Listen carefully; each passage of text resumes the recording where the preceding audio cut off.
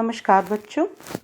पिछले भूगोल के भाग में हमने जाना स्थिति, आकार, ड्रेनेज पैटर्न। अब हम जानते हैं जलवायु को लेकर। भाग 4 में पिछले 2 अध्यायों में आप हमारे देश की स्थलाकृति एवं अपवाह के बारे में पढ़ चुके हैं। किसी क्षेत्र के प्राकृतिक पर्यावरण को समझने के लिए आवश्यक 3 मूल तत्वों में से 2 तत्व ये ही हैं, अर्थात स्थलाकृति और अपवाह। इस अध्याय में आप तीसरे तत्व अर्थात हमारे देश की वायुमंडलीय अवस्था के बारे में पढ़ेंगे। हम दिसंबर में ऊनी वस्त्र क्यों पहनते हैं, अथवा मई का महीना गर्म एवं असुविधाजनक क्यों होता है, या जून एवं जुलाई में वर्षा क्यों होती है। इन सभी प्रश्नों के उत्तर आप भारत की जलवायु का अध्ययन करके जान सकते हैं। तो आइए छात्रों, जानते हैं इन सभी प्रश्नों के उत्तर।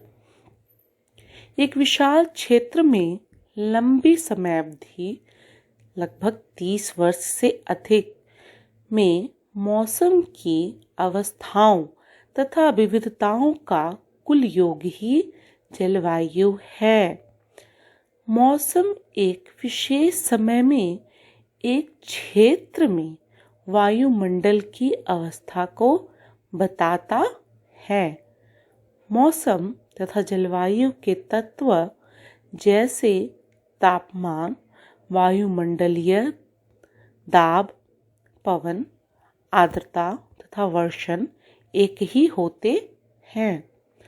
आपने अवश्य ध्यान दिया होगा कि मौसम की अवस्था प्रायः एक दिन में ही कई बार बदलती है, लेकिन फिर भी कुछ सप्ताह, महीनों तक वायुमंडलीय अवस्था लगभग एक ही समान बनी रहती है। जैसे दिन गर्म या ठंडे, हवादार या शांत, आसमान बादलों से घिरा या साफ तथा आर्द्र या शुष्क हो सकते हैं। महीनों के औसत वायुमंडलीय अवस्था के आधार पर वर्ष को ग्रीष्म, शीत या वर्षा ऋतुओं में विभाजित किया गया है। यहाँ पे हमने क्या जाना, जलवायु क्या है? एक लंबे समय अवधि तक में मौसम की अवस्थाओं और विविधताओं का कुल योग है। अर्थात इसमें मौसम जो है वो जलवायु के अंतर्गत आता है, और मौसम एक विशेष समय में एक ही क्षेत्र के वायुमंडल की अवस्था को बताता है। हाँ, और ये मतलब कम समय के लिए होता है, और जलवायु एक लंबे समय अवधि के लिए होता है। मौसम की अवस्था प्रायः बदलती रहती है ना, दिन में कई बार। आइए आगे देखते हैं छात्रों। विश्व को अनेक जलवायु प्रदेश में बांटा गया है। हमारा विश्व है, अनेक जलवायु प्रदेश में होगा। क्या आप जानते हैं कि भारत की जलवायु कैसी है तथा ऐसा क्यों है? इस संबंध में हम इस अध्याय में पढ़ेंगे। जैसे भी हमने देखा कि विश्व को अनेक जलवायु में बांटा गया है, तो भारत की जलवायु कैसी है, आइए हम आगे पढ़ते हैं। क्या आप जानते हैं मानसून शब्द की व्युत्पत्ति अरबी शब्द मौसम से हुई है।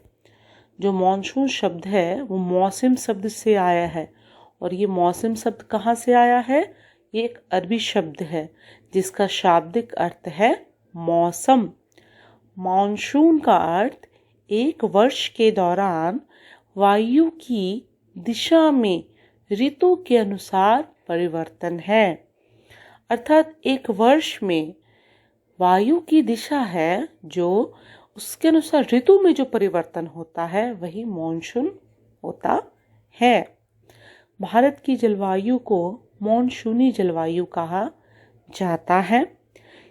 एशिया में इस प्रकार की जलवायु मुख्यतः दक्षिण तथा दक्षिण पूर्व में पाई जाती है। सामान्य प्रतिरूप में लगभग एक रूपता होते हुए भी देश की जलवायु अवस्था में स्पष्ट प्रादेशिक भिन्नताएं हैं। आइए हम दो महत्वपूर्ण तत्व तापमान एवं वर्षण को लेकर देखें कि एक स्थान से दूसरे स्थान पर तथा एक मौसम से दूसरे मौसम में इनमें किस प्रकार की भिन्नता है। आइए देखते हैं। गर्मियों में राजस्थान के मरुस्थल में कुछ स्थानों का तापमान लगभग 50 डिग्री से सेंटीग्रेड तक पहुंच जाता है, यानी बहुत गर्मी। जबकि जम्मू कश्मीर के पहलगांव में तापमान लगभग 20 डिग्री सेंटीग्रेड रहता है। अर्थात आप देख रहे हैं, भारत में ही है राजस्थान तथा जम्मू कश्मीर, एक जगह 50 डिग्री सेंटीग्रेड और एक जगह 20 डिग्री सेंटीग्रेड। सर्दी की रात में जम्मू कश्मीर के द्रास का तापमान -45 डिग्री सेंटीग्रेड हो सकता है, जबकि तिरुवनंतपुरम में यह 22 डिग्री सेंटीग्रेड हो सकता है। कितनी भिन्नता है। क्या आप जानते हैं, कुछ क्षेत्रों में रात एवं दिन के तापमान में बहुत अधिक अंतर होता है। थार के मरुस्थल में दिन का तापमान 50 डिग्री सेंटीग्रेड तक हो जाता है, जबकि उसी रात यह नीचे गिरकर 15 डिग्री सेंटीग्रेड तक पहुंच सकता है। दूसरी ओर केरल या अंडमान एवं निकोबार में दिन तथा रात का तापमान लगभग समान ही रहता है। अब वर्षण की ओर ध्यान दें। वर्षण के रूप तथा प्रकार में ही नहीं, बल्कि इसकी मात्रा एवं ऋतु के अनुसार वितरण में भी विभिन्नता होती है। हिमालय में वर्षण अधिकतर हिम के रूप में होता है तथा देश के शेष भाग में यह वर्षा के रूप में होता है।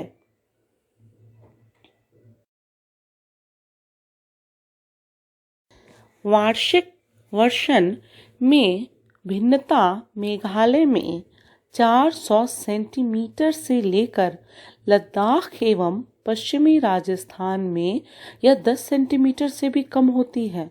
आप सोच सकते हैं, मेघालय में 400 सेंटीमीटर और पश्चिमी राजस्थान और लद्दाख में 10 सेंटीमीटर से भी कम। कितना अंतर है छात्रों। देश के अधिकतर भागों में जून से सितंबर तक वर्षा होती है, लेकिन कुछ क्षेत्रों जैसे तमिलनाडु के तट पर अधिकतर वर्षा अक्टूबर एवं नवंबर में होती है। सामान्य रूप से तटीय क्षेत्रों के तापमान में अंतर कम होता है। देश के आंतरिक भागों में मौसमी या ऋतुनिष्ठ अंतर अधिक होता है। तटीय क्षेत्र में कम होता है और आंतरिक भागों में ज़्यादा होता है अंतर। उत्तरी मैदान में वर्षा की मात्रा सामान्यतः पूर्व से पश्चिम की ओर घटती जाती है। ये भिन्नताएं लोगों के जीवन में विविधता लाती हैं, जो उनके भोजन, वस्त्र और घरों के प्रकार में दिखती हैं। जलवायु नियंत्रण। आइए देखते हैं क्या है छात्रों। किसी भी क्षेत्र की जलवायु को नियंत्रण करने वाले 6 प्रमुख कारक हैं। अब आप सोचेंगे, जलवायु को नियंत्रण करने वाले कितने कारक हैं? 6। कौन से हैं? अक्षांश, तुरंगता यानी ऊंचाई, वायुदाब एवं पवन तंत्र, समुद्र से दूरी, महासागरीय धाराएं तथा उच्चावच लक्षण। पृथ्वी की गोलाई के कारण इसे प्राप्त सौर ऊर्जा की मात्रा अक्षांशों के अनुसार अलग अलग होती है। इसके परिणाम स्वरूप तापमान विषुववृत्त से ध्रुवों की ओर सामान्यतः घटता जाता है ना छात्रों। विषुववृत्त पे सीधी पड़ती है ना रेखा सूर्य की, और ध्रुवों की ओर कम। जब कोई व्यक्ति पृथ्वी की सतह से ऊंचाई की ओर जाता है तो वायुमंडल की सघनता कम होती जाती है तथा तापमान घट जाता है। इसलिए पहाड़ियाँ गर्मी के मौसम में भी ठंडी होती हैं। किसी भी क्षेत्र का वायु दाब एवं पवन तंत्र उस स्थान के अधिकांश अक्षांश तथा ऊंचाई पर निर्भर करती है।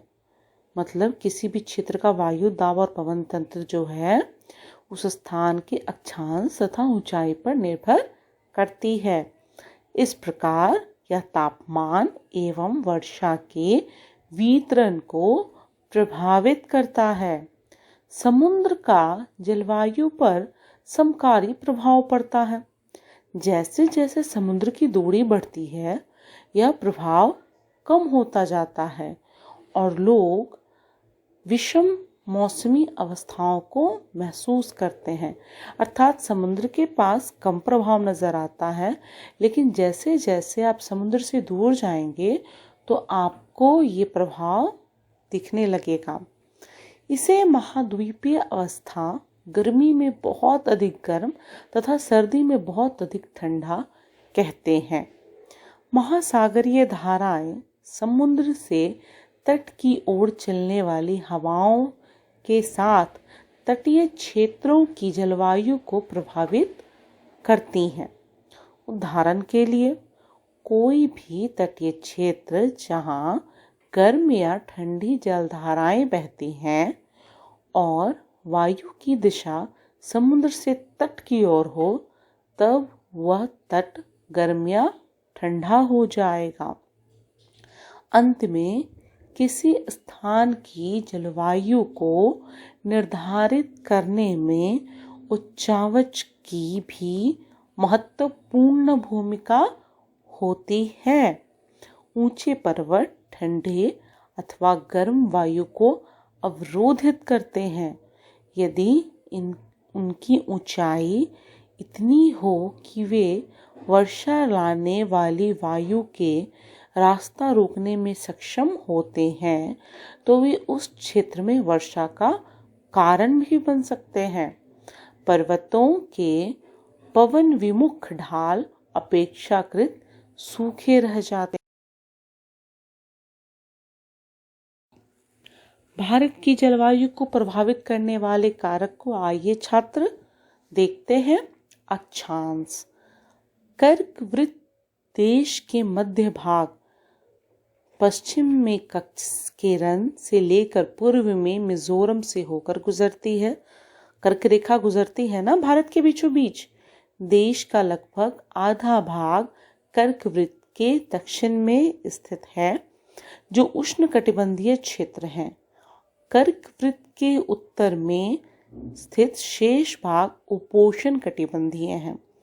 यानी जो दक्षिण में स्थित है वो उष्णकटिबंधीय और जो उत्तर में स्थित है वो उपोष्ण कटिबंधीय है। इसलिए भारत की जलवायु में उष्णकटिबंधीय जलवायु एवं उपोष्ण कटिबंधीय जलवायु दोनों की विशेषताएं उपस्थित हैं। ऊंचाई। भारत के उत्तर में हिमालय पर्वत है। इसकी औसत ऊंचाई लगभग 6000 मीटर है। हमने पहले भी पढ़ा है। भारत का तटीय क्षेत्र भी विशाल है, जहां अधिकतम ऊंचाई लगभग 30 मीटर है। हिमालय मध्य एशिया से आने वाली ठंडी हवाओं को भारतीय उपमहाद्वीप में प्रवेश करने से रोकता है। इन्हीं पर्वतों के कारण इस क्षेत्र में मध्य एशिया की तुलना में ठंड कम पड़ती है। हिमालय क्या करता है छात्रों, मध्य एशिया से जो ठंडी हवा आती हैं उनको हमारे देश में आने से रोकता है, और इसलिए हमारे यहाँ मध्य एशिया के कारण मतलब मध्य एशिया के तुलना में ठंड जो है वो कम पड़ती है। वायुदाब एवं पवन के देखते हैं।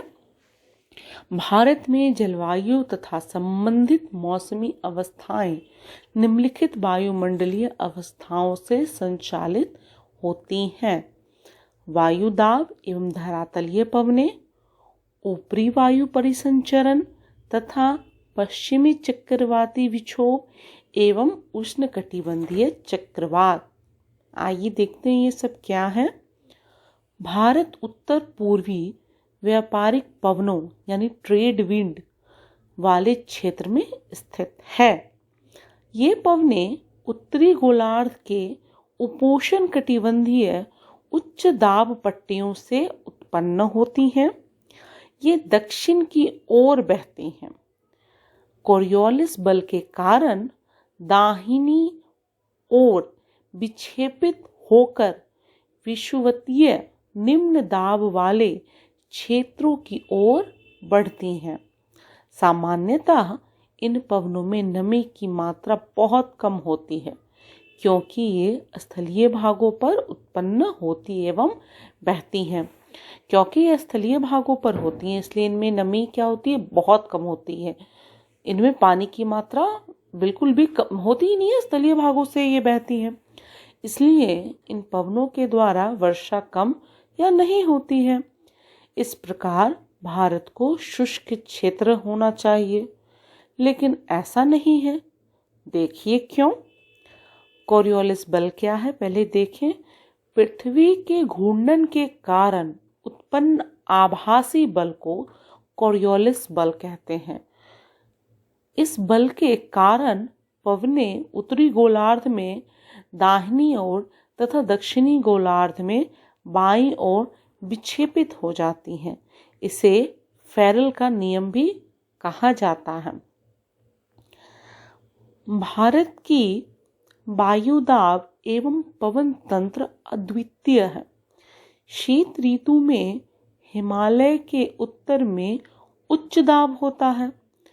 इस क्षेत्र की ठंडी शुष्क हवाएं दक्षिण में निम्न दाब वाले महासागरीय क्षेत्र के ऊपर बहती हैं। ग्रीष्म ऋतु में आंतरिक एशिया एवं उत्तर पूर्वी भारत के ऊपर निम्न दाब का क्षेत्र उत्पन्न हो जाता है। इसके कारण गर्मी के दिनों में वायु की दिशा पूरी तरह से परिवर्तित हो जाती है। वायु दक्षिण में स्थित हिंद महासागर के उच्च दाब वाले क्षेत्र से दक्षिण पूर्वी दिशा में बहते हुए विषुवत वृत्त को पार कर दाहिनी ओर मुड़ते हुए भारतीय उपमहाद्वीप पर स्थित निम्न दाब की ओर बहने लगती है। इन्हें दक्षिण पश्चिम मानसून पवनों के नाम से जाना जाता है। ये पवनें कोष्ण महासागरों के ऊपर से बहती हैं, नमी ग्रहण करती हैं तथा भारत की मुख्य भूमि पर वर्षा करती हैं। वो स्थल के ऊपर से बहती थी, इसीलिए भारत में वर्षा नहीं कर पाती थी, कम वर्षा करती थी। और ये पवनें जो हैं दक्षिण पश्चिम मानसून, ये महासागरों के ऊपर से बहती हुई धरातल की तरफ आती हैं, इसलिए पूरी वर्षा करती हैं। इस प्रदेश में ऊपरी वायु परिसंचरण पश्चिमी प्रवाह के प्रभाव में रहता है। इस प्रवाह का एक मुख्य घटक जेट धारा है। जेट धाराएं क्या है, देखिए। जेट धाराएं लगभग 27 डिग्री से 30 डिग्री उत्तर अक्षांशों के बीच स्थित होती हैं, इसलिए इन्हें उपोष्ण कटिबंधीय पश्चिमी जेट धाराएं कहा जाता है। भारत में ये जेट धाराएं ग्रीष्म ऋतु को छोड़कर पूरे वर्ष हिमालय के दक्षिण में प्रवाहित होती हैं। जेट धाराएं क्या है, देखें। ये एक संकरी पट्टी में स्थित क्षोभ मंडल में अत्यधिक ऊंचाई यानी 1200 मीटर से अधिक वाली पश्चिमी हवाएं होती हैं। इनकी गति गर्मी में 110 किलोमीटर प्रति घंटा एवं सर्दी में 184 किलोमीटर प्रति घंटा होती है। बहुत सी अलग अलग जेट धाराओं को पहचाना गया है। उनमें सबसे स्थिर मध्य अक्षांशीय एवं उपोष्ण कटिबंधीय जेट धाराएं हैं। इस पश्चिम प्रवाह के द्वारा देश के उत्तर एवं उत्तर पश्चिमी भाग में पश्चिमी चक्रवाती विक्षोभ आते हैं। गर्मियों में सूर्य की आभासी गति के साथ ही उपोष्णकटिबंधीय पश्चिमी जटधारा हिमालय के उत्तर में चली जाती है। एक पूर्वी जटधारा जिसे उपोष्णकटिबंधीय पूर्वी जटधारा कहा जाता है, गर्मी के महीने में प्रायद्वीपीय भारत के ऊपर लगभग 14 डिग्री उत्तरी अक्षांश में प्रवाहित होती है। पश्चिमी चक्रवातीय विक्षोभ क्या है छात्रों, देखें। सर्दी के महीनों में उत्पन्न होने वाला पश्चिमी चक्रवातीय विक्षोभ भूमध्य सागरीय क्षेत्र से आने वाली पश्चिमी प्रवाह के कारण होता है। वे प्रायः भारत के उत्तर एवं उत्तर पश्चिमी क्षेत्रों को प्रभावित करते हैं। उष्णकटिबंधीय चक्रवात मानसूनी महीनों के साथ साथ अक्टूबर एवं नवंबर के महीनों में आते हैं तथा ये पूर्वी प्रवाह के एक भाग होते हैं एवं देश के तटीय क्षेत्र को प्रभावित करते हैं। क्या आपने आंध्र प्रदेश एवं ओडिशा के तटों पर उनके द्वारा किए गए विनाश के बारे में पढ़ा या सुना है? देखिए छात्रों, धरातलीय पवनें और उपोषण पश्चिमी जेट स्ट्रीम को मानचित्र 4.2 में दिखाया गया है। कैसे भारतीय उपमहाद्वीप में जनवरी महीने के दौरान मौसम की स्थिति रहती है ना। देखिए कैसे हिमालय के उत्तर में तिब्बत के पठार के पास उपोषण पश्चिमी जेट स्ट्रीम हवाएं बह रही हैं जो प्रशांत महासागर की ओर जा रही हैं, है ना। 30 डिग्री के पास आप देखें कर्क रेखा से ऊपर, और फिर आप वहीं पर देखें विषुववृत्त के पास नीचे से धरातलीय पवनें महासागर से होते हुए हमारे भारत की ओर मुड़ जाएंगी, है ना। देखिए चित्र दूसरे में देखिए 4.3 में भारतीय उपमहाद्वीप में जून महीने के दौरान मौसम की स्थिति पहला जनवरी महीने में था। देखिए कैसे धरातलीय पवनें मुड़ गई हैं, विषुवत रेखा के पास जाने के बाद वो मुड़ गई हैं बिल्कुल, और भारत के स्थल की तरफ जाके पूरी वर्षा करती हैं। और उष्णकटिबंधीय पूर्वी जेट स्ट्रीम आप देखिए कैसे बिल्कुल तमिलनाडु के पास से गुजर रहा है, बिल्कुल श्रीलंका, भारत श्रीलंका के पास आप देखिए उष्णकटिबंधीय पूर्वी जेट स्ट्रीम कैसे गुजर रहा है। और उपोष्ण पश्चिमी जेट स्ट्रीम नीचे आप बिल्कुल देखेंगे बिल्कुल ऑस्ट्रेलिया के पास, है ना। चलिए आगे चलते हैं, भारतीय मॉनसून को जानते हैं। भारत की जलवायु मानसूनी पवनों से बहुत अधिक प्रभावित है। ऐतिहासिक काल में भारत आने वाले नाविकों ने सबसे पहले मानसून परिघटना पर ध्यान दिया था। पवन तंत्र की दिशा उलट जाने के कारण उन्हें लाभ हुआ। चूंकि उनके जहाज पवन के प्रवाह की दिशा पर निर्भर थे, अरबवासी जो व्यापारियों की तरह भारत आए थे, उन लोगों ने पवन तंत्र के इस मौसमी उत्क्रमण को मॉनसून का नाम दिया, है ना। पहले जो जहाज होते थे या नाव होते थे वो जो क्या थे, पवन के जिधर पवन जाता था उधर ही जहाज जाते थे। तो उसी तरह इन्होंने मौसमी उत्क्रमण को मॉनसून का नाम दिया। मॉनसून का प्रभाव उष्णकटिबंधीय क्षेत्रों में लगभग 20 डिग्री उत्तर एवं 20 डिग्री दक्षिण के बीच रहता है। मॉनसून की प्रक्रिया को समझने के लिए निम्नलिखित तथ्य महत्वपूर्ण है। देखें क्या तथ्य है छात्रों। स्थल तथा जल के गर्म एवं ठंडे होने की विभेदी प्रक्रिया के कारण भारत के स्थल भाग पर निम्न दाब का क्षेत्र उत्पन्न होता है, जबकि इसके आसपास के समुद्रों के ऊपर उच्च दाब का क्षेत्र बना रहता है ना। जब स्थल ठंडा रहता है तो वहां पे क्या हो जाएगा, लो प्रेशर, है ना। जब ठंडा रहता है तो हाई प्रेशर, और जब गर्म रहता है तो लो प्रेशर। ठीक है। ग्रीष्म ऋतु के दिनों में अतः उष्णकटिबंधीय अभिसरण क्षेत्र की स्थिति गंगा के मैदान की ओर खिसक जाती है। उष्णकटिबंधीय अभिसरण क्षेत्र की स्थिति जो है वो ग्रीष्म ऋतु में गंगा की मैदान की ओर खिसक जाती है। यह विषुवतीय गर्त है जो प्रायः विषुवत वृत्त से 5 डिग्री उत्तर में स्थित होता है। इसे मानसून ऋतु में मानसून गर्त के नाम से भी जाना जाता है। हिंद महासागर में मेडागास्कर के पूर्व लगभग 20 डिग्री दक्षिण अक्षांश के ऊपर उच्च दाब वाला क्षेत्र होता है। इस उच्च दाब वाले क्षेत्र की स्थिति एवं तीव्रता भारतीय मानसून को प्रभावित करती है।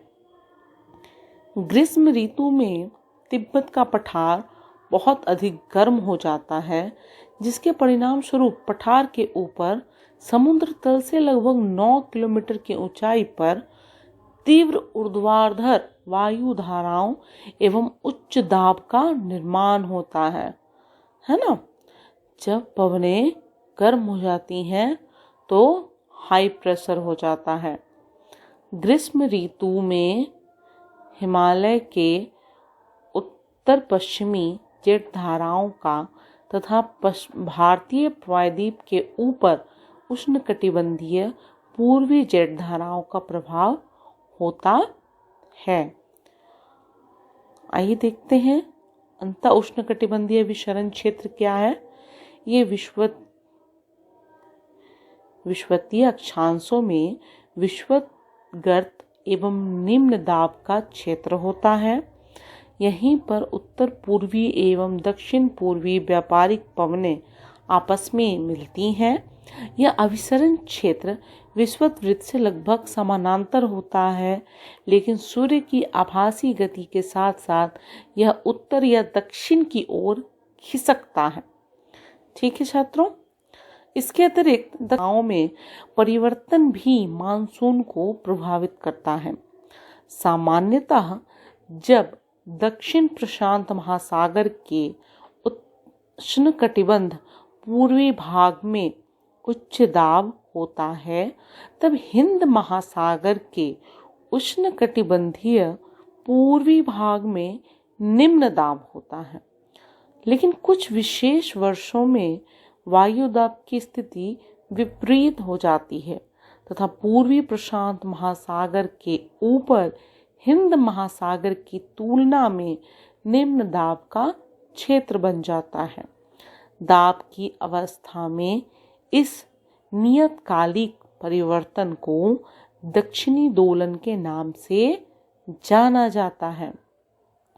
डार्विन उत्तरी ऑस्ट्रेलिया हिंद महासागर 12 डिग्री 30 मिनट दक्षिण तथा ताहिती प्रशांत महासागर 18 डिग्री दक्षिण के दाब के अंतर की गणना मानसून की तीव्रता के पूर्वानुमान के लिए की जाती है।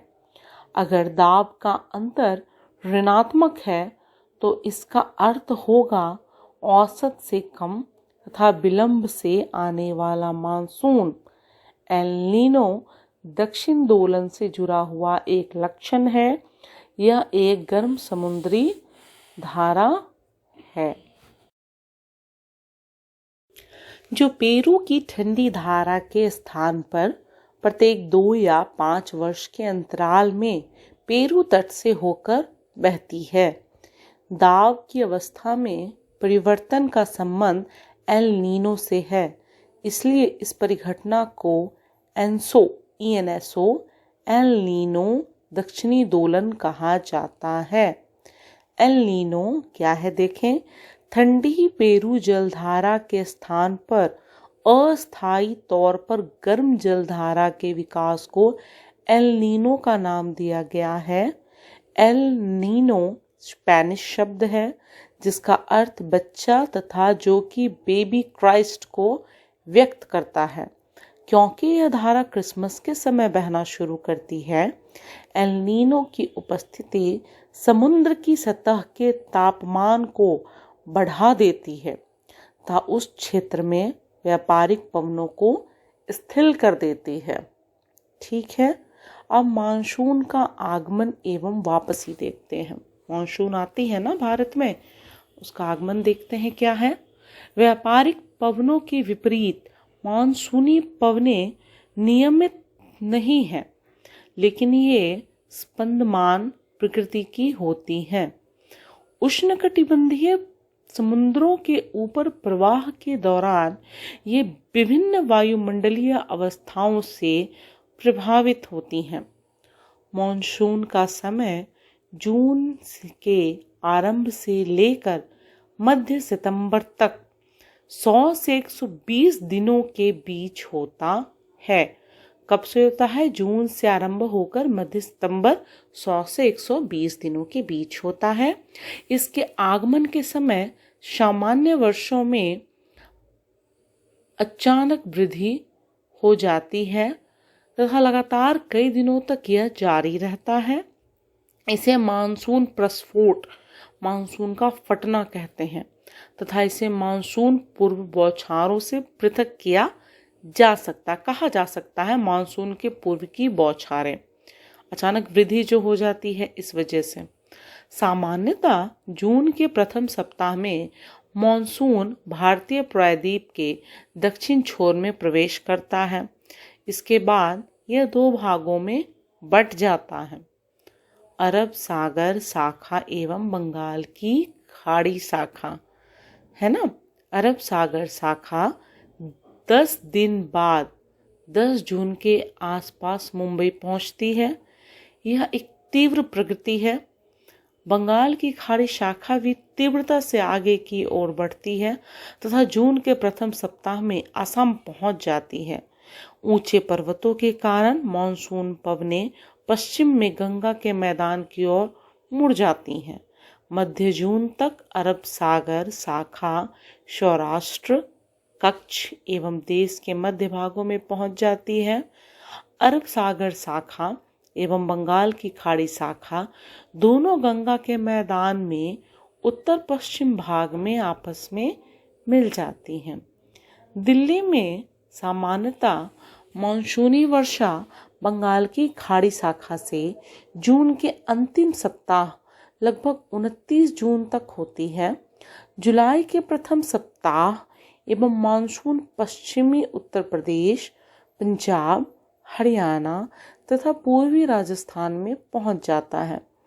मध्य जुलाई तक मानसून हिमाचल प्रदेश एवं देश के शेष हिस्सों में पहुंच जाता है। आप चित्र 4.3 में देख सकते हैं कैसे मॉनसून जा रहा है।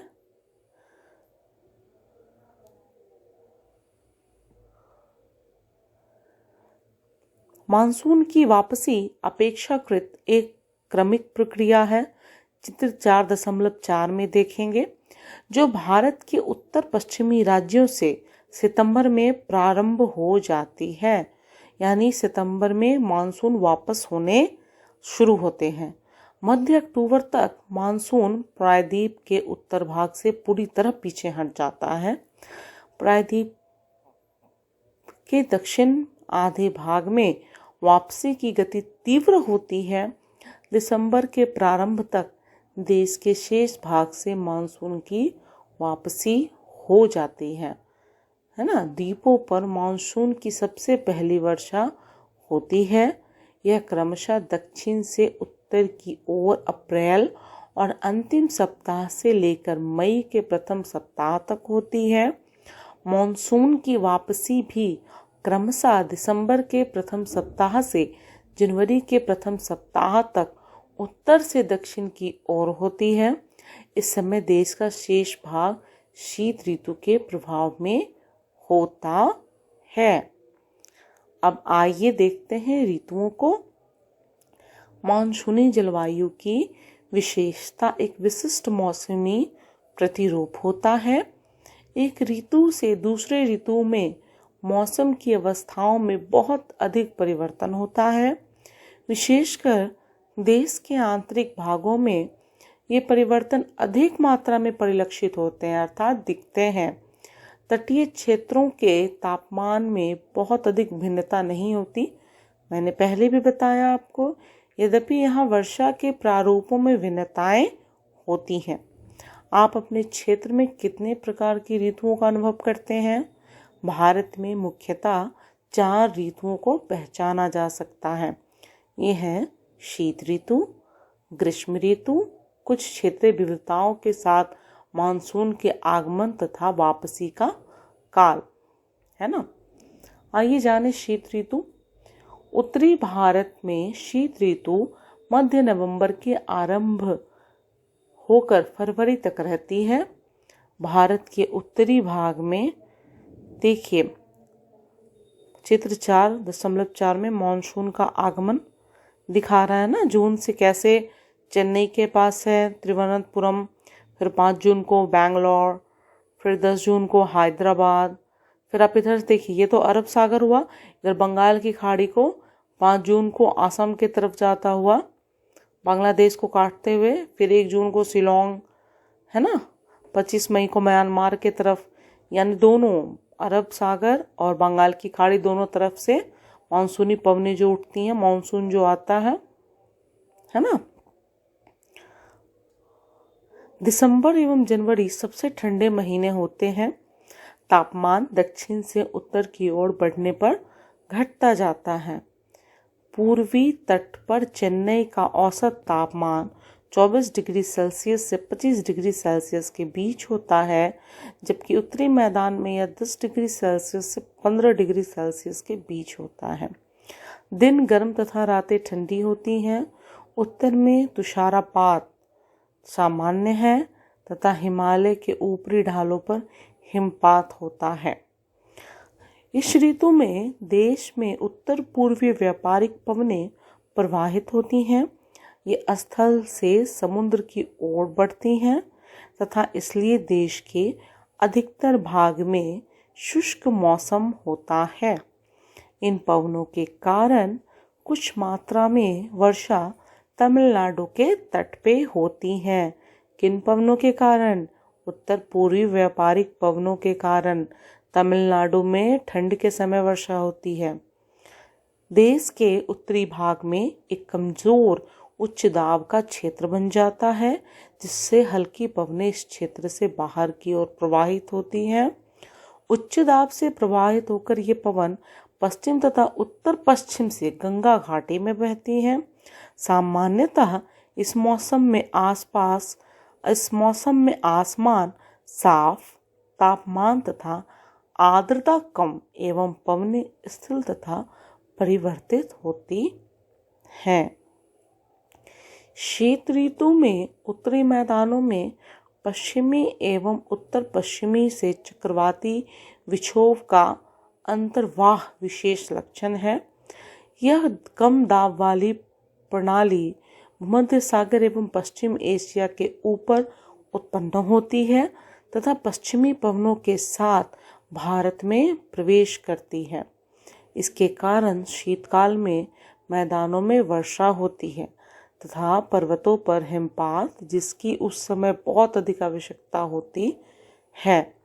यद्यपि शीतकाल में वर्षा, जिससे स्थानीय तौर पर महावट कहा जाता है, की कुल मात्रा कम होती है, लेकिन ये रबी फसलों के लिए बहुत अधिक महत्वपूर्ण होती हैं।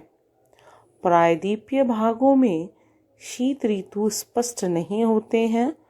समुद्री पवनों के प्रभाव के कारण शीत ऋतु में यहाँ तापमान के प्रारूप में ना के बराबर परिवर्तन होता है। छात्र, अब ग्रीष्म ऋतु के बारे में जानते हैं। सूर्य के उत्तर की ओर आभासी गति के कारण भूमंडलीय ताप पट्टी उत्तर की तरफ खिसक जाती है। मार्च से मई तक भारत में ग्रीष्म ऋतु होती है। ताप पट्टी के स्थानांतरण के प्रभाव का पता विभिन्न अक्षांशों पर मार्च से मई के दौरान रिकॉर्ड किए गए तापमानों को देखकर लगाया जा सकता है। मार्च में दक्कन के पठार का उच्च तापमान लगभग 38 डिग्री सेल्सियस होता है। अप्रैल से मध्य प्रदेश एवं गुजरात का तापमान 42 डिग्री सेल्सियस होता है। मई में देश के उत्तर पश्चिमी भागों का तापमान सामान्यतः 45 डिग्री सेल्सियस होता है। प्रायद्वीपीय भारत में समुद्री प्रभाव के कारण तापमान कम होता है। देश के उत्तरी भाग में ग्रीष्मकाल में तापमान में वृद्धि होती है तथा वायु दाब में कमी आती है। मई के अंत में उत्तर पश्चिम में थार के रेगिस्तान से लेकर पूर्व एवं दक्षिण पूर्व में पटना तथा छोटा नागपुर पठार तक एक कम दाब एवं लंबवत क्षेत्र उत्पन्न होता है। पवन का परिसंचरण इस गर्त के चारों ओर प्रारंभ होता है, जो लू ग्रीष्मकाल का एक प्रभावी लक्षण है। लू सुना है ना, गर्मी में चलती है एक गर्म हवा। ये धूल भरी गर्म एवं शुष्क पवनें होती हैं जो कि दिन के समय भारत के उत्तर एवं उत्तर पश्चिमी क्षेत्रों में चलती हैं। कभी कभी ये देर शाम तक जारी रहती हैं। इस हवा का सीधा प्रभाव घातक भी हो सकता है।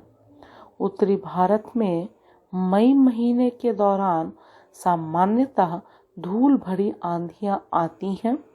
ये आंधियां अस्थायी रूप से आराम पहुंचाती हैं क्योंकि ये तापमान को कम कर देती हैं तथा अपने साथ ठंडे समीर एवं हल्की वर्षा लाती हैं।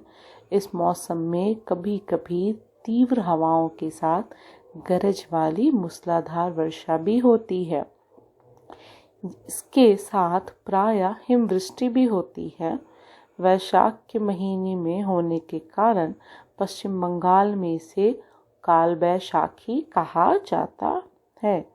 ग्रीष्म ऋतु के अंत में कर्नाटक एवं केरल में प्रायः पूर्व मानसूनी वर्षा होती है। इसके कारण आम जल्दी पक जाते हैं तथा प्रायः इसे आम्र वर्षा भी कहा जाता है। आम्र वर्षा कहाँ कहा जाता है? कर्नाटक और केरल में, और काल बैसाखी बंगाल में। ठीक है। वर्षा ऋतु या मानसून का आगमन देखें। जून के प्रारंभ में उत्तरी मैदानों में निम्न दाब की अवस्था तीव्र हो जाती है। यह दक्षिण गोलार्ध की व्यापारिक पवनों को आकर्षित करती है। ये दक्षिण पूर्व व्यापारिक पवनें दक्षिण समुद्रों के उपोष्ण कटिबंधीय क्षेत्रों में उत्पन्न होती हैं। चूंकि ये पवनें गर्म महासागरों के ऊपर से होकर गुजरती हैं, इसलिए ये अपने साथ इस महाद्वीप में बहुत अधिक मात्रा में नमी लाती हैं। ये पवनें तीव्र होती हैं तथा 30 किलोमीटर प्रति घंटे के औसत वेग से चलती हैं। सुदूर उत्तर पूर्वी भाग को छोड़कर ये मानसूनी पवनें देश के शेष भाग में लगभग 1 महीने में पहुंच जाती हैं। दक्षिण पश्चिम मानसून का भारत में अंतर्वाह यहाँ के मौसम को पूरी तरह परिवर्तित कर देता है। मौसम के प्रारंभ में पश्चिमी घाट में पवन मुखी भागों में भारी वर्षा लगभग 250 सेंटीमीटर से अधिक होती है। दक्कन का पठार एवं मध्य प्रदेश के कुछ भाग में भी वर्षा होती है। यद्यपि ये क्षेत्र वृष्टि छाया क्षेत्र में आते हैं। इस मौसम की अधिकतर वर्षा देश के उत्तर पूर्वी भागों में होती है। खासी पहाड़ी के दक्षिण श्रृंखलाओं में स्थित मौसिनराम विश्व में सबसे अधिक औसत वर्षा प्राप्त करता है। गंगा की घाटी में पूर्व से पश्चिम की ओर वर्षा की मात्रा घटती जाती है। राजस्थान एवं गुजरात के कुछ भागों में बहुत कम वर्षा होती है। सबसे अधिक वर्षा मानसून राम में होती है और सबसे कम राजस्थान और गुजरात के कुछ भागों में। मानसून से संबंधित एक अन्य परिघटना है वर्षा में विराम। इस प्रकार इसमें आर्द्र एवं शुष्क दोनों तरह के अंतराल होते हैं। दूसरे शब्दों में मानसूनी वर्षा एक समय में कुछ दिनों तक ही होती है। इसमें वर्षा रहित अंतराल भी होते हैं। मानसून में आने वाले ये विराम मानसूनी गर्त की गति से संबंधित होते हैं। विभिन्न कारणों से गर्त एवं इसका अक्ष उत्तर या दक्षिण की ओर खिसकता रहता है, जिसके कारण वर्षा का स्थानिक वितरण सुनिश्चित होता है। जब मानसून के गर्त का अक्ष मैदान के ऊपर होता है तब इन भागों में वर्षा अच्छी होती है। दूसरी ओर जब अक्ष हिमालय के समीप चला जाता है तब मैदानों में लंबे समय तक शुष्क अवस्था रहती है तथा हिमालय की नदियों में पर्वतीय जलग्रहण क्षेत्रों में विस्तृत वर्षा होती है। इस भारी वर्षा के कारण मैदानी क्षेत्र में विनाशकारी बाढ़ें आती हैं एवं जान एवं माल की भारी क्षति होती है। उष्णकटिबंधीय निम्न दाब की तीव्रता एवं आवृत्ति भी मानसूनी वर्षा की मात्रा एवं समय को निर्धारित करती हैं। यह निम्न दाब का क्षेत्र बंगाल की खाड़ी के ऊपर बनता है तथा मुख्य स्थलीय भाग को पार कर जाता है। यह गर्त निम्न दाब के मानसून गर्त के अक्ष के अनुसार होता है। मानसून को इसकी अनिश्चितता के लिए जाना जाता है। शुष्क एवं आर्द्र स्थितियों की तीव्रता, आवृत्ति एवं समय काल में भिन्नता होती है। इसके कारण यदि एक भाग में बाढ़ आती है तो दूसरे भाग में सूखा पड़ता है। इसका आगमन एवं वापसी प्रायः अव्यवस्थित होता है, इसलिए यह कभी कभी देश के किसानों की कृषि कार्य को अव्यवस्थित कर देता है। अब छात्रों देखते हैं मानसून की वापसी। उसको परिवर्तनीय मौसम भी कहा जाता है। अक्टूबर नवंबर के दौरान दक्षिण की तरफ सूर्य के आभासी गति के कारण मानसून गर्त या निम्न दाब वाला गर्त उत्तरी मैदानों के ऊपर स्थिर हो जाता है। धीरे धीरे उच्च दाब प्रणाली इसका स्थान ले लेती है। दक्षिण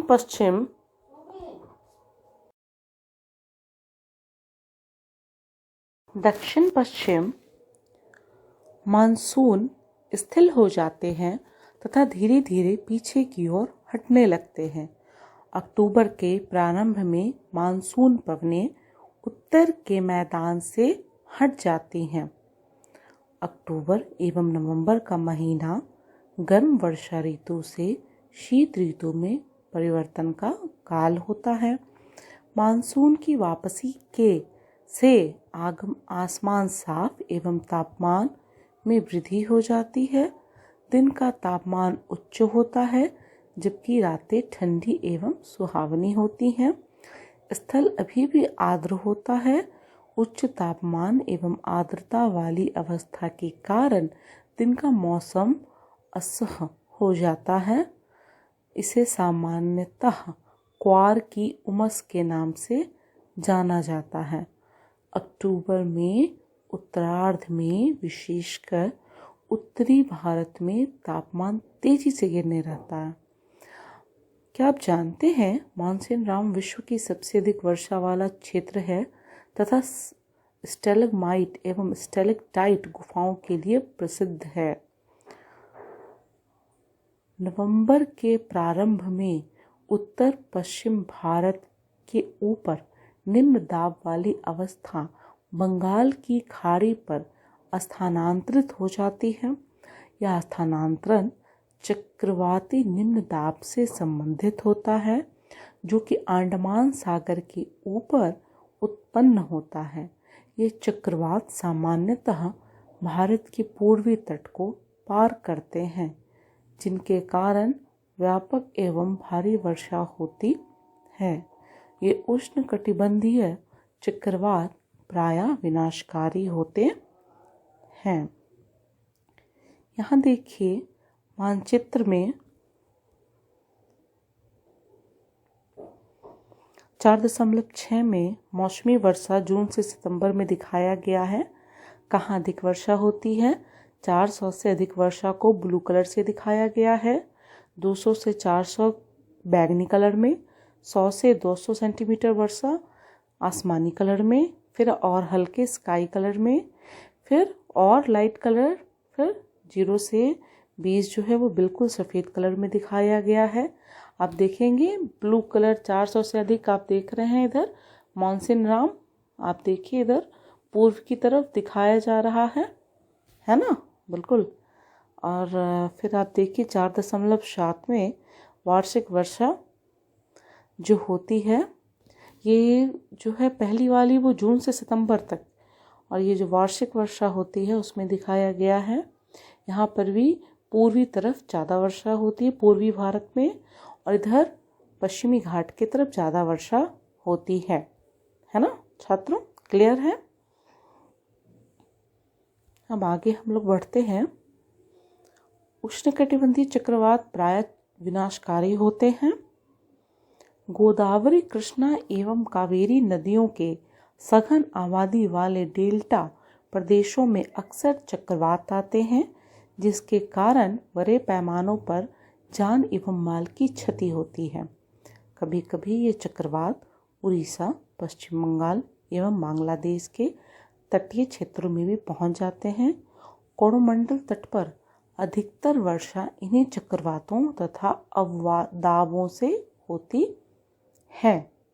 ठीक है, कोरोमंडल तट याद रखिएगा कि ये चक्रवात से होती है। ठीक है, वर्षा का वितरण देख लें। पश्चिमी तट के भागों एवं उत्तर पूर्वी भारत में लगभग 400 सेंटीमीटर वार्षिक वर्षा होती है, जो हमने ऊपर मानचित्र में देखा। किंतु पश्चिमी राजस्थान एवं इसे सटे पंजाब, हरियाणा एवं गुजरात के भागों में 60 सेंटीमीटर से भी कम वर्षा होती है। ऊपर मानचित्र से स्पष्ट है, बिल्कुल आप देखें। दक्षिण पठार के आंतरिक भागों एवं सह्याद्री के पूर्व में भी वर्षा की मात्रा समान रूप से कम होती है। इन क्षेत्रों में वर्षा की मात्रा कम क्यों होती है? जम्मू कश्मीर के लेह में भी वर्षण की मात्रा काफ़ी कम होती है। देश के शेष हिस्से में वर्षा की मात्रा मध्यम रहती है। हिमपात हिमालयी क्षेत्रों तक ही सीमित होता है। मानसून की प्रकृति के परिणाम स्वरूप एक वर्ष से दूसरे वर्ष होने वाले वार्षिक वर्षा की मात्रा में भिन्नता होती है। वर्षा की विषमता निम्न वर्षा वाले क्षेत्र जैसे राजस्थान, गुजरात के कुछ भाग तथा पश्चिमी घाटों के वृष्टि छाया प्रदेशों में अधिक पाई जाती है। अतः अधिक वर्षा वाले क्षेत्रों में बाढ़ें अधिक आती हैं, जबकि निम्न वर्षा वाले क्षेत्रों में सूखे की आशंका बनी रहती है। अब मानसून देखते हैं कि एकता का परिचायक कैसे है हमारा मानसून। आप पहले ही पढ़ चुके हैं कि हिमालय अत्यंत ठंडी पवनों से भारतीय उपमहाद्वीप की रक्षा करता है। बिल्कुल हमने पहले पढ़ा है। इसके कारण अपेक्षाकृत उच्च अक्षांशों के बावजूद उत्तरी भारत में निरंतर ऊंचा तापमान बना रहता है। इसी प्रकार प्रायद्वीपीय पठार में तीनों ओर से समुद्र के प्रभावों के कारण ना तो अधिक गर्मी पड़ती है और ना अधिक सर्दी।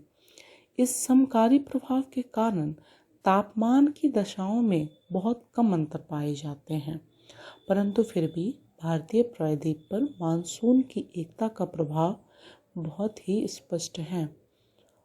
पवन की दशाओं का ऋतुओं के अनुसार परिवर्तन तथा उनसे संबंधित ऋतु की दशाएं ऋतु चक्र को एक लय प्रदान करती हैं। वर्षा की अनिश्चितताएं तथा उनका समान वितरण मानसून का एक विशिष्ट लक्षण है। संपूर्ण भारतीय भूदृश्य इसके जीव तथा वनस्पति, इसका कृषि चक्र, मानव जीवन तथा उनके त्योहार उत्सव सभी इस मानसूनी लय के चारों ओर घूम रहे हैं। उत्तर से दक्षिण तथा पूर्व से पश्चिम तक संपूर्ण भारतवासी प्रतिवर्ष मानसून के आगमन की प्रतीक्षा करते हैं। ये मानसूनी पवनें हमें जल प्रदान कर कृषि की प्रक्रिया में तेजी लाती हैं एवं संपूर्ण देश को एक सूत्र में बांधती हैं। नदी घाटियाँ जो इन जलों का संवहन करती हैं, उन्हें भी एक नदी घाटी इकाई का नाम दिया जाता है। तो छात्रों, हमने जाना मानसून हमारे लिए क्यों महत्वपूर्ण है, भारत में मानसून विविधता कैसी है, कैसे कब मानसून आता है, कब मानसून जाता है ना, कितनी ऋतुएं हैं, हमने ये सब जाना।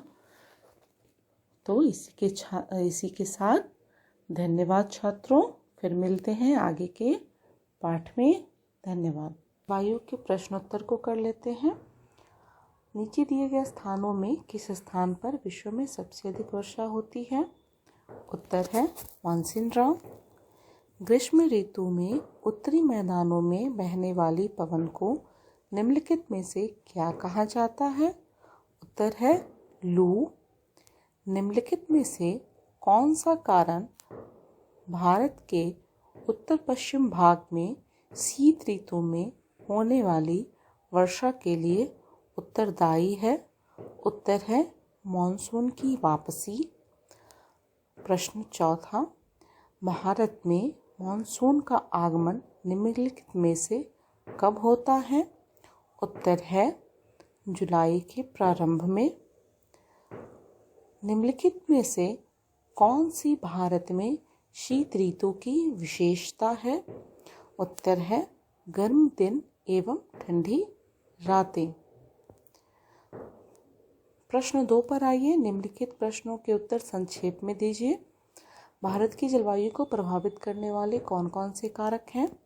उत्तर है भारत की जलवायु को प्रभावित करने वाले कारक हैं अक्षांश, तुरंगता, ऊंचाई, वायुदाब एवं पवन तंत्र, समुद्र से दूरी, महासागरीय धाराएं तथा उच्चावच लक्षण।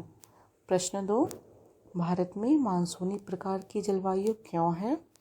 उत्तर, भारत की जलवायु मानसून द्वारा अत्यधिक प्रभावित है, इसलिए इसकी जलवायु मानसूनी प्रकार की है। प्रश्न 3, भारत के किस भाग में दैनिक तापमान अधिक होता है एवं क्यों? उत्तर, भारत के उत्तर पश्चिमी भाग में, जिसमें भारत की मरुस्थल भी शामिल है तथा वहाँ सर्वाधिक दैनिक तापमान होता है। थार मरुस्थल में दिन का तापमान 50 डिग्री सेंटीग्रेड तक जा सकता है, जबकि उसी रात में यहाँ 15 डिग्री सेंटीग्रेड तक गिर जाती है। ऐसा इस कारण से होता है क्योंकि रेत ऊष्मा को बहुत जल्दी अवशोषित करती है और छोड़ती है। इस तथ्य के कारण इस क्षेत्र में दिन और रात के तापमान बहुत अधिक अंतर होता है। प्रश्न 4, किन पवनों के कारण मालाबार तट पर वर्षा होती है? उत्तर, मालाबार क्षेत्र पश्चिमी तट पर स्थित है। दक्षिण पश्चिमी पवनों के कारण मालाबार तट पर वर्षा होती है। प्रश्न 5, जेट धाराएं क्या हैं तथा वे किस प्रकार की जलवायु को प्रभावित करती हैं? 5 का उत्तर, क्षोभ मंडल में अत्यधिक ऊंचाई पर एक संकरी पट्टी में स्थित हवाएं होती हैं। इनकी गति गर्मी में 110 किलोमीटर प्रति घंटा एवं सर्दी में 184 किलोमीटर प्रति घंटा के बीच विचलन करती है। ग्रीष्म ऋतु में हिमालय के उत्तर पश्चिमी जेट धाराओं का तथा भारतीय प्रायद्वीप के ऊपर उष्णकटिबंधीय पूर्वी जेट धाराओं का प्रभाव होता है। हिमालय के दक्षिण में बहती उपोष्ण पश्चिम जेट धाराएं पश्चिमी विक्षोभों के लिए जिम्मेदार हैं, जो कि देश के उत्तर एवं उत्तर पश्चिमी भागों में सर्दियों के महीनों में वर्षा का कारण बनती हैं। देश के प्रायद्वीपीय भाग पर बहने वाली उपोष्ण पूर्वी जेट धाराएं ग्रीष्म ऋतु में उष्णकटिबंधीय चक्रवातों के लिए जिम्मेदार हैं, जो मानसून सहित अक्टूबर नवंबर की अवधि के दौरान भारत के पूर्वी तटीय क्षेत्रों को प्रभावित करते हैं। प्रश्न 6 देखें। मानसून को परिभाषित करें। मानसून में विराम से आप क्या समझते हैं? प्रश्न 6 का उत्तर है छात्रों, ऋतुओं के अनुसार हवाओं की दिशा में परिवर्तन मानसून है। मानसून के आगमन के समय के आसपास सामान्य वर्षा में अचानक वृद्धि हो जाती है, जो कई दिनों तक होती रहती है। आर्द्रता युक्त पवनों के जोरदार गर्जन व बिजली चमकने के साथ अचानक आगमन को मानसून प्रस्फोट के नाम से जाना जाता है। वर्षा में विराम का अर्थ है कि मानसूनी वर्षा एक समय में कुछ दिनों तक होती है। मानसून में आने वाले ये विराम मानसूनी गर्त की गति से संबंधित होते हैं। प्रश्न 7, मानसून को एक सूत्र में बांधने वाला क्यों समझा जाता है? प्रश्न 7 का उत्तर है, विभिन्न अक्षांशों की स्थिति होने और एवं उच्चावच लक्षणों के कारण भारत की मौसम संबंधी परिस्थितियों में बहुत अधिक भिन्नताएं पाई जाती हैं, किंतु ये भिन्नताएं मानसून के कारण कम हो जाती हैं। क्योंकि मानसून पूरे भारत में बहती है, संपूर्ण भारतीय भूदृश्य से इसके जीव तथा वनस्पति, इसका कृषि चक्र, मानव जीवन तथा इसके त्यौहार उत्सव सभी इस मानसून लय के चारों ओर घूम रहे हैं। मानसून के आगमन का पूरे देश में भरपूर स्वागत होता है। भारत में मानसून के आगमन का स्वागत करने के लिए विभिन्न त्यौहार मनाए जाते हैं। मानसून झुलसती गर्मी से राहत प्रदान करती है। मानसून वर्षा कृषि क्रियाकलापों के लिए पानी उपलब्ध कराती है। वायु प्रवाह में ऋतुओं के अनुसार परिवर्तन से इससे जुड़ी मौसम संबंधी परिस्थितियां ऋतुओं का एक लयबद्ध चक्र उपलब्ध कराती हैं, जो पूरे देश को एकता के सूत्र में बांधती है।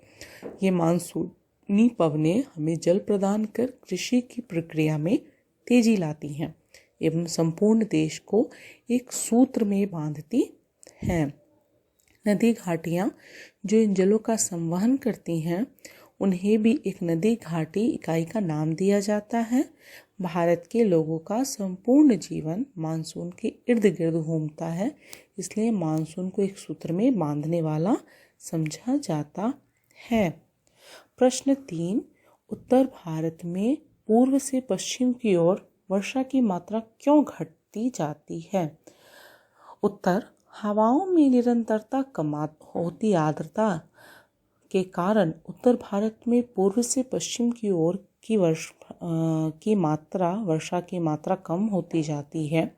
बंगाल की खाड़ी शाखा से उठने वाली आर्द्र पवनें जैसे जैसे आगे और आगे बढ़ती हुई देश के आंतरिक भागों में जाती हैं, वे अपने साथ लाई गई अधिकतम आर्द्रता खोने लगती हैं।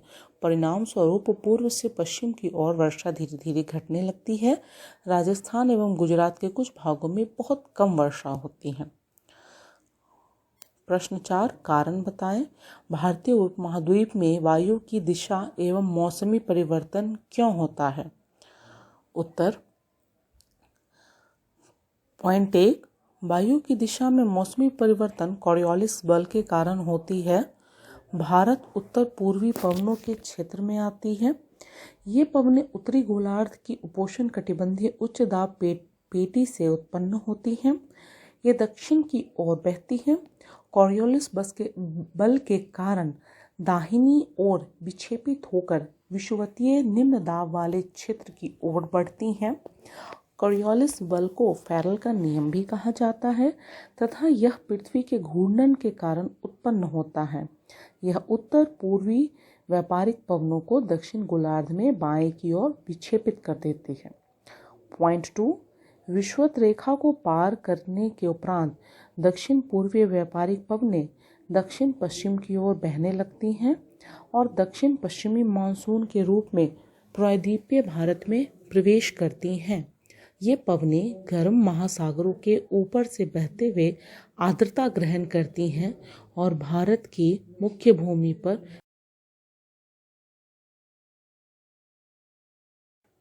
इस प्रदेश में ऊपरी वायु परिसंचरण पश्चिमी प्रवाह के प्रभाव में रहता है। भारत में होने वाली वर्षा मुख्यतः दक्षिण पश्चिमी मानसून पवनों के कारण होती है। मानसून की अवधि 100 से 120 दिनों के बीच होती है, इसलिए देश में होने वाली अधिकतर वर्षा कुछ ही महीनों में केंद्रित है। 3 पॉइंट शरद ऋतु में देश में उत्तर पूर्वी व्यापारिक पवनें प्रवाहित होती हैं। यह स्थल से समुद्र की ओर बहती हैं, इसलिए देश के अधिकतर भाग में शुष्क मौसम होता है। यद्यपि इन पवनों के कारण तमिलनाडु के तट पर वर्षा होती है, क्योंकि वहाँ ये पवनें समुद्र से स्थल की ओर बहती हैं और अपने साथ आर्द्रता लाती हैं। पॉइंट 4 पूर्वी तट के डेल्टा वाले क्षेत्र में प्रायः चक्रवात आते हैं। ऐसा इस कारण होता है क्योंकि अंडमान सागर पर पैदा होने वाला चक्रवातीय दबाव मानसून एवं अक्टूबर-नवंबर के दौरान उपोष्ण कटिबंधीय जेट धाराओं द्वारा देश के आंतरिक भागों की ओर स्थानांतरित कर दिया जाता है। ये चक्रवात विस्तृत क्षेत्र में भारी वर्षा करते हैं। ये उष्ण कटिबंधीय चक्रवात प्रायः विनाशकारी होते हैं। गोदावरी, कृष्णा एवं कावेरी नदियों के डेल्टा प्रदेशों में अक्सर चक्रवात आते हैं, जिनके कारण बड़े पैमाने पर जान माल की क्षति होती है। कभी कभी ये चक्रवात उड़ीसा, पश्चिम बंगाल एवं बांग्लादेश के तटीय क्षेत्रों में भी पहुंच जाते हैं। कोरोमंडल तट पर अधिकतर वर्षा इन्हीं चक्रवातों तथा अवदाबों के होती है। पॉइंट 5 राजस्थान, गुजरात के कुछ भाग तथा पश्चिमी घाटों के वृष्टि छाया प्रदेश सूखा संभावित होते हैं, क्योंकि इनमें मानसून के दौरान बहुत कम वर्षा होती है। पवनें पर्वतों पर आर्द्रता लिए हुए आती हैं, किंतु तापमान में कमी अधिकतर आर्द्रता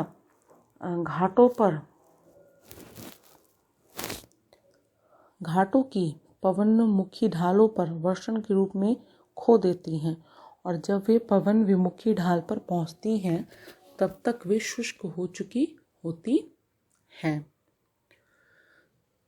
प्रश्न 5 भारत की जलवायु अवस्थाओं की क्षेत्रीय विभिन्नताओं का उदाहरण सहित समझाइए।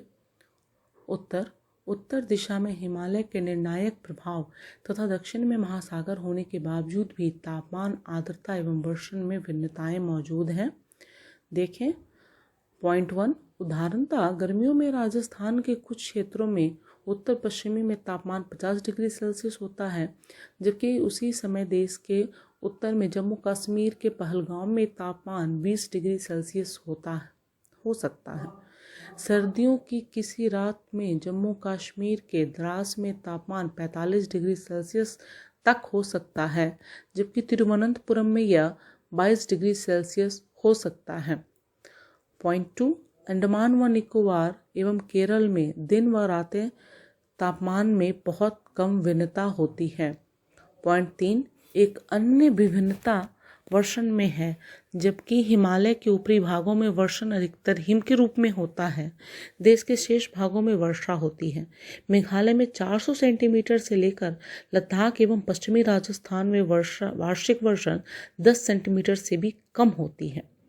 पॉइंट 4 देश के अधिकतर भागों में जून में से सितंबर तक वर्षा होती है, लेकिन कुछ क्षेत्रों जैसे तमिलनाडु तट पर अधिकतर वर्षा अक्टूबर एवं नवंबर में होती है।